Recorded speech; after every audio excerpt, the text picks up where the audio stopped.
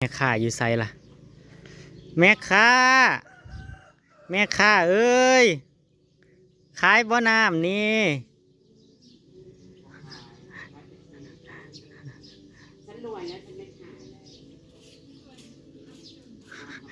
สบายดีได้อพี่น้องลงมาแต่เอาของอยู่ปากซองเริ่มมาแวะกินน้ำหันสะแสงพี่น้องจ้ะคิดว่าไปน้ำมาละ ป้าแสงน่ะเบาปะ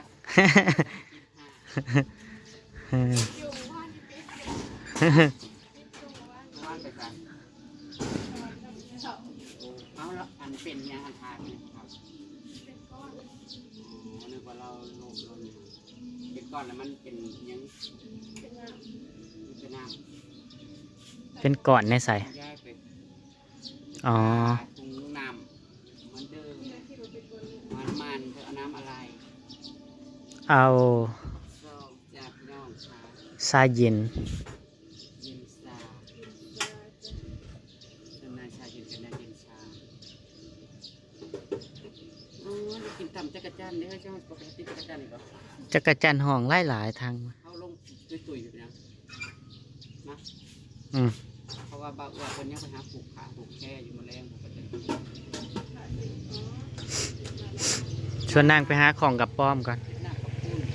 สิสวดดักไปหาของกับป้อม น้ำขี่รถเลาะบานหน้าบะพรมันต้องเลาะเนาะเข้าไปหน้ากับปอมทั้งวันแถวนว่านี่บ่มีแต่เก้านั้นแถวอันกองหินนี่นะก็ได้สงูสง่าอยู่ปีนี้นะบ้านนะระหว่างโตสันนิดน้อยนี่มันจากแนวแล้ว บัดเวลาไปติดอันบ่ได้บัดเวลาไปติดเนี่ยมันบ่ได้เห็นมันแต่บัดเวลามันห้องอันห้องหลายจักรจันทร์นะ ผมมาสันมาแล้วมันอยากรับแนวแล้วประเทศไทยเขาเจ้าอนุรักษ์ไว้กระบอก อยากกินเค้กเบิ่งไปเบิ่งเค้กเพิ่นก่อนพี่น้องแนะนำอ้อยเพิ่น ขวดจักบาท แมนขวดละ50ขวดละ50 บาทพี่น้องมีทุกอย่างยาล้านซับแสงเบิ่งเค้กจะแม่นงามเค้กก่อนนี่จะกินน้ำอะไร อยากกินเค้กนี่พี่น้องเอาบ่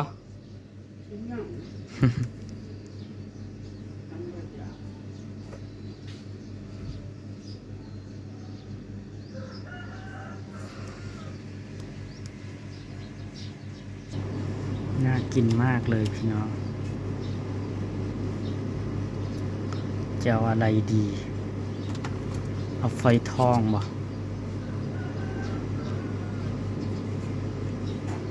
เอาไฟทองนี่แหละพี่น้องแล้วจ้าพี่น้องนี่จะชาเย็น ส่วนของนางอีหยังน่ะอะโวคาโดเฮากะสีลงหาตุยๆแล้วพี่น้องสิส่วนนั่งไปหาของกับป้อมก่อนใหญ่หรือบอเนาะพี่น้องไปหาของกับปอมมือหนาเขาสิไปหาควายจุดจีอยู่ฮะเว้ากันอยู่ ไผเนี่ยเคยกินควายจุดจี ไปเกินควายมัน ไผเคยกินเนี่ยจุดจีพี่น้องเอาจุดจีมาขัวป่นเนาะพี่น้อง เดี๋ยวแถว ปะจ้ะเจอกันอยู่บ้านติดตุยพี่น้อง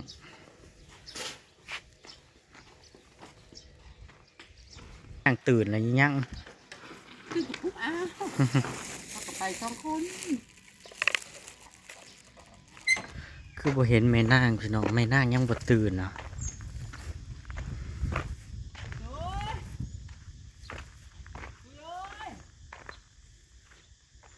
หรือว่านั่งตื่นนั่งไปใส่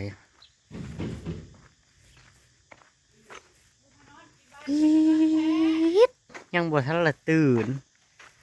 โอ้โห ไปเฮ็ดหยังมา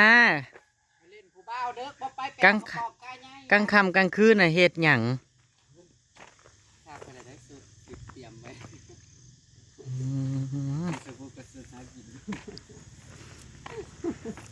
อันนี้คือสุดหากินนางในนางเตรียมไว้แล้วพี่น้องนางเสียวมาใส่เสิร์ชซ้ายวันบุญบานนางอ่ะพี่น้องวันที่16บ่วันที่16นี่ก็กระโปรงสีชมพูปี๊ดเบิ่งเนี่ยพี่น้อง มองอันพกกุ้งในนี่เด้ เครื่องปลูกนาง ที่ว่าอะไร นางล้อมหัวไว้ แม่ พี่น้อง เอาหอยแดงในคนท้ายหมุนป้าไปนะมีพวกกุ้งมองเข้าใจค่ะ ไปหาของกระปอม กินเข่าวยังฮะกินยังเข่าวเอานอนเขามุกเขาใจเลยเอา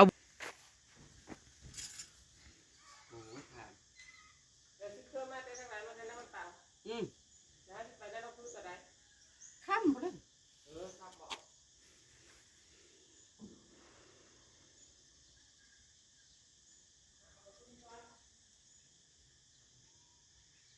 มันโอ้ยตัวบักใหญ่นึง มันบ่แดดจังสิไปตาไปหาหมุนแต่อีนั่นกกจิกมันมีใบเหรอได้ไม่เสี่ยวมองที่เฮาเอาแมงแข้งจิกน่ะ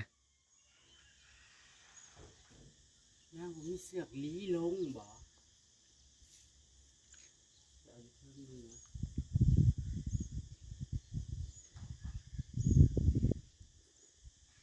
เนี่ยบ่มีแมงแข้งมาในต้นเนี่ย มันบ่มีแมง คนอื่น มันจะทำให้บ้องคอมันฟูเป็น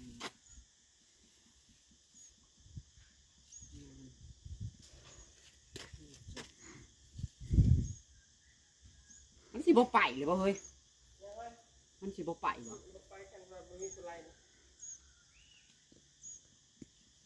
นั่งอาจบ่ได้มาบ่ อ๋อตัวเกี้ยวลืมๆอยู่เจ้าก็มี2ตัว นั่งอาจบ่ได้มาบ่เมื่อคืนนี่ จักโมงแล้วนี่เจ้าคือมาตื่นสวยเท่านั้น มัน11 โมงแล้วได้11 โมงตรงแล้วได้นี่ เขาบ่ได้พาเจ้านอนบ่ ชื่อลุงมาจอบบังเอิญแต่ฝนตก นี่มันได้เสื้อบ่เฮ้ย เอาโหตัวมันได้ใหญ่เลย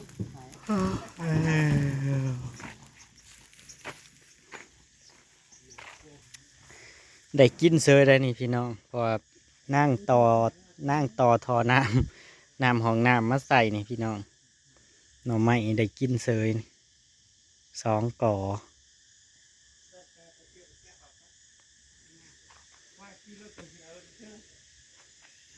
ต้นมะพริกเป็นหมากเลยพี่น้องมะพริกนะดกอยู่นั่งกบ อาถามกันไปโลดเพื่อนเฮาอยากย่างกันมีรถมา คุณนะม่านบ่ได้อึดนั่งเห็นกับป้อมไว้อยู่ได้นี่พี่น้องแต่เขาเอาก่อนล่ะ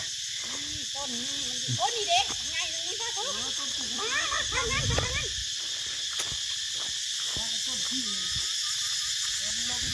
ปี๊ดพี่น้อง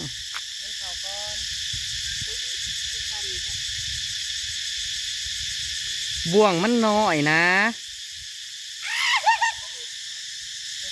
ใสอย่าพึ่งสิแคปเอ้ยสิทาย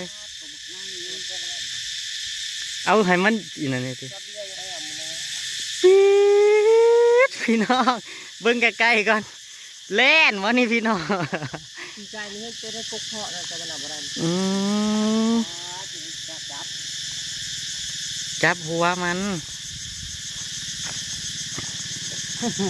ตัวเดียวนะเขาก้อยแล้วนี่ พี่ตัวใหญ่ดิว่าวอาลีข่อยเพิ่งเคยเห็นเลยนี่ จับเอารถตะพุ่นกำเลยจับเอารถ มันจับได้บ่มีเสียว จับได้แล้วกอดหัวใหม่จุด ให้มันอีกดูงม ไปหาหลอดแถวนี้เลยหลอดบนแถวนี้เด้อ เขารถ5เด้ง หนีเฮาหลอดไกลๆนี่ แถวขอบงูคัน มันสิขายจังไฟไป สิมาหา มันสิขายจังไฟจังไก่ ไปกินข้าวกันมั้ ไปยังไม่สิขาย อ้าวอย่าครับไปรอบ ป้าถาเลาะขึ้นไปทั้งคืนทำพระน่ะเนาะที่พวกแบบกิ้วไปคือไปใต้สีได้ลายแท้ หมาเขาใส่เขาได้ตัวนึงเลยตัวนี้มันก็เขาก้อยแล้ว ไปเจ้าประเทศตัวนึงเลยมันมีมู ปะที่เอารถขันยา บริโภคห้าดักเนาะก็คือไกลแต่เพิ่นสิเอาอยู่บ่ ไก่ ก็พวกนี้จะค่อยออกเอาให้ใช่ป่ะ เจ้าหน้าที่รถไปว่าอยู่กองหินนั่นเลยย่างละ อ้าวไปแล้วกันสิตายพี่น้องเบิ่ง ห้องเก่งเหลือเกินจับอยู่ได้นี่พี่น้องกำลังสิถ่ายผัดบินไปละเมื่อกี้นี่โอ้ยพี่น้องก็ใช้เจ้าเบิ่งขีดฝุ่นเดินรถวิ่งมานี่ปี๊ดโอ้ยอลังการบ่อลังการบ่โคตรโพดละเด้ขีดฝุ่นบ้านข่อยมันนี่มันก็บ่มีลมเหมือนนะพี่น้องคิดเบิ่งมันบ่มีลมมันอู่จังมันสิอู่ไปทางใดพุ่น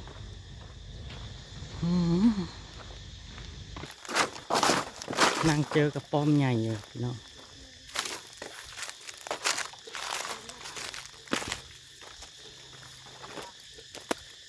ใส่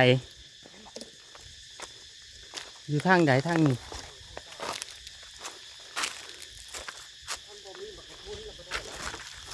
เอิ้นตุ้ยๆได้ตุ้ยๆอยู่นี่โทรเอานั่งในกองหินปี๊ดตัวใหญ่ดิพี่น้องโทรเอาตุ้ยๆหันนั่งอยู่ในกองหินนั่งนอนอยู่นั่งนอนถ่ายอยู่เห็นบ่พี่น้องเห็นบ่ใส่ละบ่นั่งนอนถ่าเฝ้ารถอยู่นะนั่งนอนเฝ้ารถถ่าอยู่นะ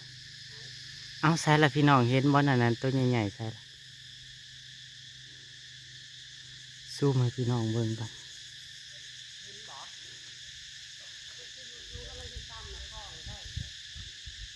มันอยู่สูงมันคล้องบ่ได้พี่น้อง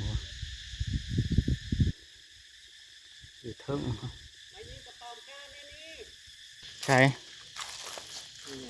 ได้เพิ่มไม้ตัวหนึ่งส่วนตัวหนึ่งในต้นนี่ก็พัดแลนขึ้นสัตว์ขึ้นเทิงพี่น้องบ่เห็นจอย แสดงว่ามันสิมีอยู่แค่นี้มันต้นไม้ง่าย รอตุ้ยว่าสิกำลังโทรเอาตุ้ยมายิงเพราะว่าแลนตรวจขึ้นไปทางที่บ่เห็นจอยบัดนี้ น่าสิบ่ได้ขึ้นเลยขนาดนี้ สูงไง นอกจากว่ามานจอบเอา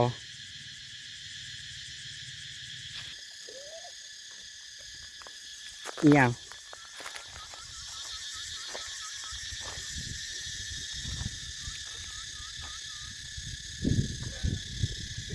อืม รถคันนี้จ้ะหาอยู่หากินเล็กน้อยก็เอา เตอเตะต่อย ตัวแม่มันก็ต้อยนี่นะจ๊ะใส่บักม่วง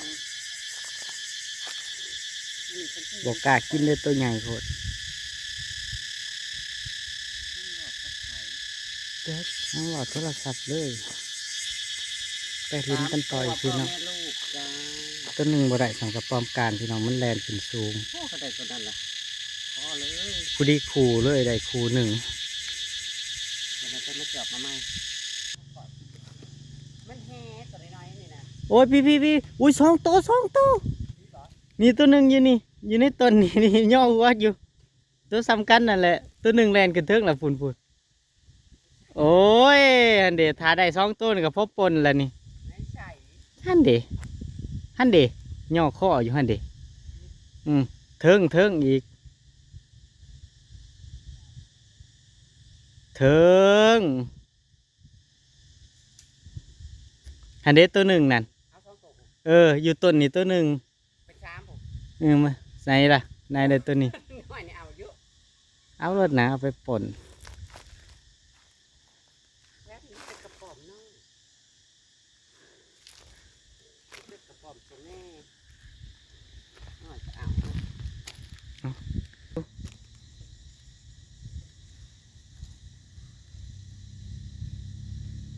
อืม โอ้ยไม่ใช่ มันบ่ได้เข่าหัวมันนะวงคองนะ เห็น ตูดน้อยดิ เห็นบ่พี่น้องนะไหนล่ะเห็นย่อข้อเห็นบ่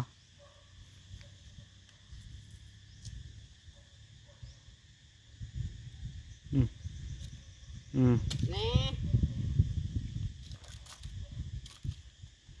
ล่ะปล่อยมันซะมันตัวน้อย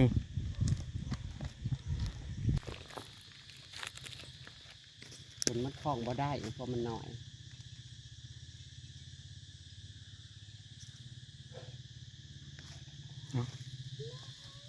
มันบอกเขาใบบวกข้อย่ อข้ออยู่พี่น้องเห็นบ่เนี่ยตัวบริใหญ่ครับ แม่ มันบ่ได้เข่าบ่วงข้องเธอเนี่ยมันบ่ได้เข่าหัวมัน กระป๋อมแล้วก็มีตะเลนมัน ตัวน้อยๆลายอีหลีไปพี่น้อง ไปเนี่ยกินข้าว หากินข้าวกินด่างถ่ายสิไปใหม่ครับพี่น้องเลย ไรอยู่บ่ แต่ตุ๋ยยังบ่ทันละกินข้าวกินน้ำพี่น้องได้อยูซีหาโตวส่วนกับป้อมการตัวใหญ่ตัวหนึ่งผัดแลนขึ้นต้นจิกผัดบ่เห็นพี่น้องมันอยู่สูง ตัวน้อยๆเห็นลายอีหลีเฮาเห็นน่ะเป็นเท่าไรผู้ใดมีเสี่ยว นี่อยู่ได้หมองนี่นะในสวนเขานะ ละสองละสาม โอเคพี่น้องขอบคุณที่เราเขามารับส้มพี่น้องไปแล้วพี่น้องดีครับผม สวัสดีจ้า